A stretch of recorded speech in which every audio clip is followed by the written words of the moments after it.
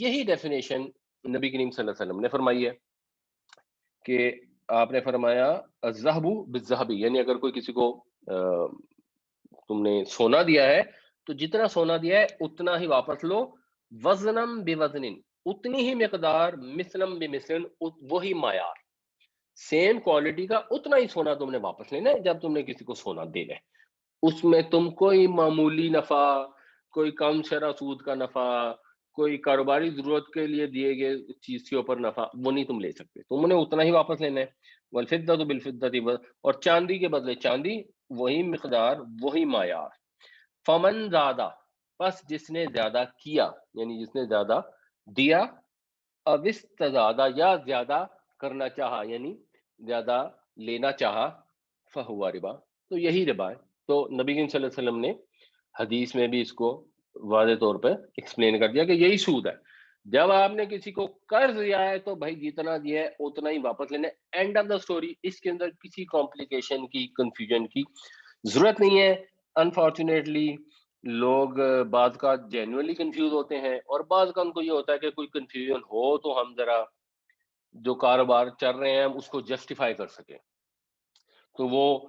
اس خواہش میں اور آرزو میں کہ ان کا کاروبار اس طریقے سے چلتا رہے جس طرح وہ چلا رہے ہیں، وہ کنفیوژن کا شکار ہو جاتے ہیں۔ یہ میزان بینک والوں کی گائیڈ ٹو اسلامک بینکنگ ہے، مولانا عمران اشرف عثمانی نے لکھی ہے، وہ بھی یہی بتاتے ہیں۔ انہوں نے بھی ایک کوئی حدیث بیان کی ہے کہ every loan that draws interest is ربا۔ غامدی صاحب بھی قرض کی یہی، سود کی ڈیفینیشن یہی کرتے ہیں کہ قرض کے اوپر جو منفعت لی جائے وہ ربا ہے، یہاں تک وہ بھی اس کو مانتے ہیں۔ اور اگر ایک میں آپ کو ریفرنس دے دوں مزید، مولانا مودودی کی کتاب ہے سود، اس میں انہوں نے بڑی ڈیٹیل سے اس کو ڈسکس کیا ہے۔ تو وہ تو یہی کہتے ہیں کہ جو امت کے تمام فقہا نے اس حکم کا یہی منشا سمجھا ہے کہ قرض کے معاملہ میں اصل سے زائد جو کچھ بھی لیا جائے وہ حرام ہے۔ اور پھر وہ انہوں نے اس کے لیے یہ نہایا ابن سیر کا یہ ریفرنس بھی دیا ہوا ہے کہ شریعت کے اسلام میں ربا سے مراد اصل مال سے زیادہ لینا۔ اب اس میں فکسڈ اماؤنٹ ہے، تھوڑی ہے، زیادہ ہے، کمپاؤنڈ ہے، سمپل ہے، اس کی ڈیبیٹ نہیں ہے۔ لون دیا ہے، اس کے اوپر 1% بھی آپ نے واپس لیا ہے تو وہ سود ہے۔ اور اس حد تک اس کے اندر احتیاط ہے کہ اللہ کے نبی صلی اللہ علیہ وسلم نے فرمایا جب تم میں سے کوئی ایک کسی کو قرض دے، فَأَهْدَانَهُ، پھر اس کو کوئی تحفہ دیا جائے، یعنی جو مقروض ہے اس نے آپ کو ہدیہ پیش کیا، یا حملہ علی الدابہ، اس نے سواری آفر کی، فلا یرکبہ، تو اس پہ سوار مت ہو، ولا یقبلہ، اور اس تحفے کو قبول نہ کرے، الا یہ کہ ان کے اندر پہلے سے ہی اس طرح کے تعلقات قائم ہو، اس طرح کی پہلے سے عادت ہو ان کے درمیان۔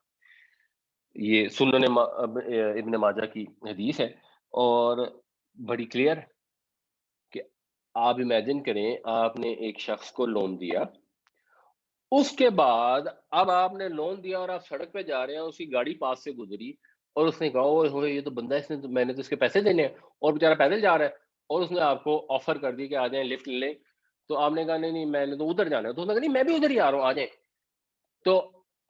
آپ کو اللہ کے نبی صلی اللہ علیہ وسلم نے منع کیا ہے کہ مت لو، اس کی لفٹ بھی قبول نہ کرو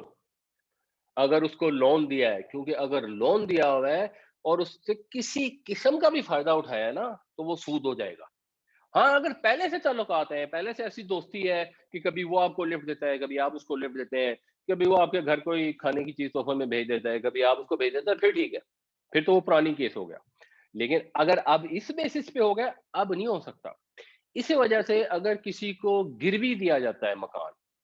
یعنی ایک بندے نے لون لیا اور ایز اے کولیکٹرل رہن کے طور پہ وہ اپنا گھر آپ کے پاس رکھ دیتا ہے، تو اس گھر میں رہنے کی اجازت نہیں ہے، حالانکہ وہ گھر فارغ ہے اور وہ یوز نہیں ہو رہا اور آپ کے کسٹڈی میں ہے بیکاز وہ کولیٹرل ہے، اس میں رہنے کی اس کو فائدہ اٹھانے کی اجازت نہیں ہے۔